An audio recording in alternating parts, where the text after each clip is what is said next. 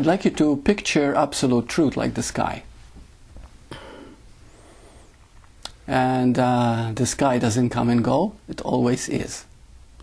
Then the clouds come and go, and you can see those as thoughts, as emotions, as things that come and go. Now, that doesn't mean things that come and go are not real, they are relative reality. Okay? They are appearance of reality. What is real is that which is unnameable. You might say, but isn't the sky nameable? No. The sky is not nameable as sky. There is no sky. There's only space. Do you understand? There's no sky. If the earth was upside down, which of course it is every 24 hours, we still see it up there. But there's just space. Sometimes we say the sky is blue. Of course there's no blue. There's just depth. Okay? But it appears blue. So we got the idea of what is real. What is real is that which is obvious, but not to the mind. Because the mind lives from labels. Today I'd like to explore the thinker. And I know for a fact that if we were to understand who the thinker is, honestly, I can almost guarantee it that you'll have so much greater peace in your life, so much greater ease and relaxation if you know who the thinker is. But very few people ever do. Let's talk about, first of all, what makes a thinker. Okay?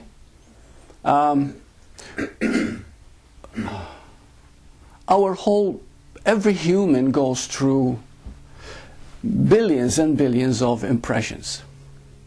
It's called conditioning. Not only religion, parental, nationality, training and all that. This is all conditioning. All this conditioning, every slightest conditioning creates a thought.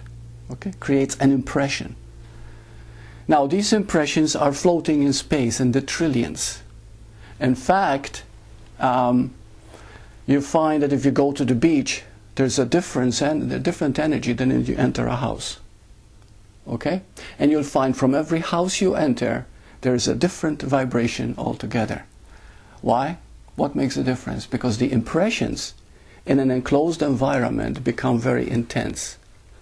And similarly with the body.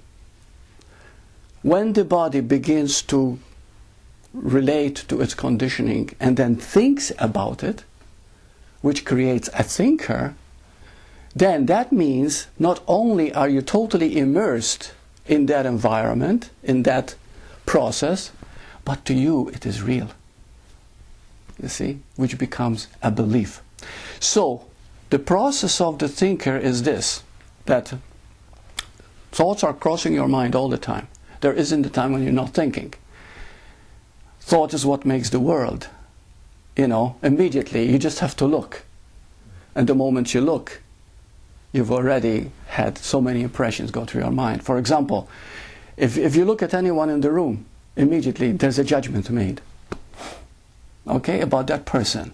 Not necessarily good or bad, just some form of judgment, comparison, analysis, or whatever. This is immediate. Okay? You can't help that.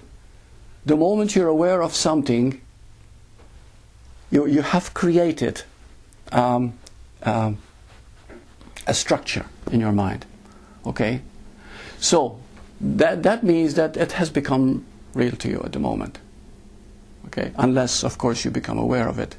Now, this is what the thinker is. The thinker means that these thoughts are crossing your mind all the time, but you never grab anyone or anything, any thought, so you're not really thinking about it. The thinker comes into being the moment you become aware of a thought, and then you think about that thought. Are you with me? Okay. So the moment you start thinking about a thought, you have created a thinker. But let's go into who is the thinker? What is happening? You see? This is what's going to make it very, very interesting. And the moment you understand it, you can never be the same. That's how beautiful it is. Okay. So, there's a question was asked of me regarding this. Someone emailed me and said, thoughts are continually coming and going. When we think about any thought, we are the thinker of that thought. The thinker means we are the thought, and at that moment we feel, behave and see only from that limited vantage point. Can you ever stop this process? Can you elaborate on the thinker aspect? He asked. Okay, so let's go into the thinker. Is there a difference between thinker and thought?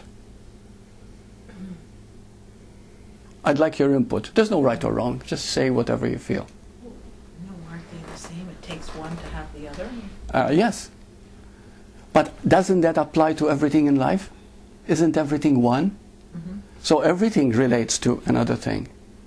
Everything is in relationship all the time, you see?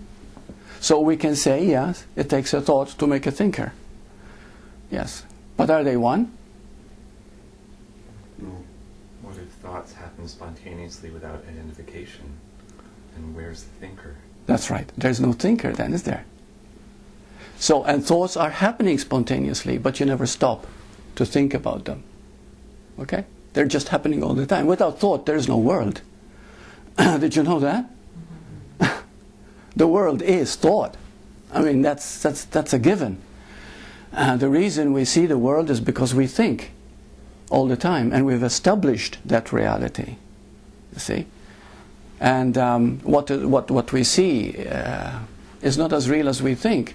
You know, I had quite an experience about a month and a half ago when I lost my sight, and what this eye, you know, I couldn't open it because I would get very, very dizzy, and you know what. But the moment I open it, things became much larger and a different color than this. So then I began to realize, my goodness, if I lived from that eye all the time, it would alter reality to me. You see, so how real is real? And then it eventually, the last 3 weeks, it has the split vision has come back to normal now. I don't know how it started or ended, that's not important though. The point is that now it is normal, but what is normal? You see? And how do I know how you see things? I don't. I don't know how you see things. I know how I see things, you see?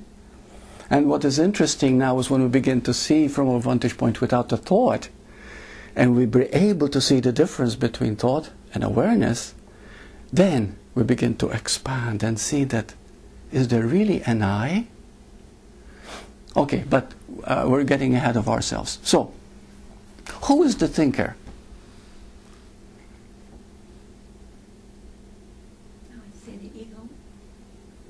Okay, there's actually no difference between ego and thinker. They're both the same. They're exactly the same thing. So we can say, what is the ego? Okay, or who is the ego? Who you think we are? Who we think we are. Yeah. So we really think we are an ego. Now this is where I'd like it to be very interesting. Okay? Is there really an ego? Is there really a thinker? And how does the formation happen? Now you begin to feel this when you answer the following question. What is the difference between awareness and knowing?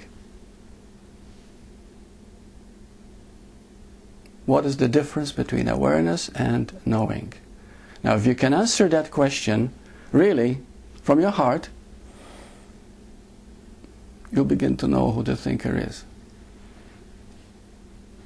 Knowing is absolute. It's the truth. There is no questions with knowing. Yeah. Awareness would still ask some questions because it's almost like the beginning. So you're saying that awareness of something then? Mm-hmm. Okay. No, I'm talking about awareness, just awareness. What is the difference between awareness and knowing? Awareness is open. Knowing is, I should say, absolute. Okay. Let's go on from there. So what is the difference between the two? What is the difference? What is the difference, Bill, between awareness and knowing? I don't think there's any difference.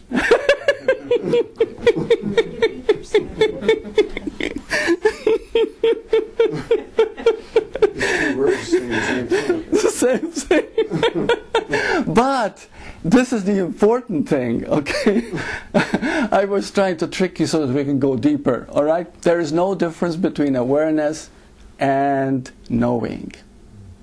For example, how do you know you exist? Because I'm here. you're here. You know you're here. What is that? Is that a memory? Is that an ego that answered that one? Is it a memory? Is it a belief? Is it a thought? No. It's a knowing. Why? Because you're aware. Got it?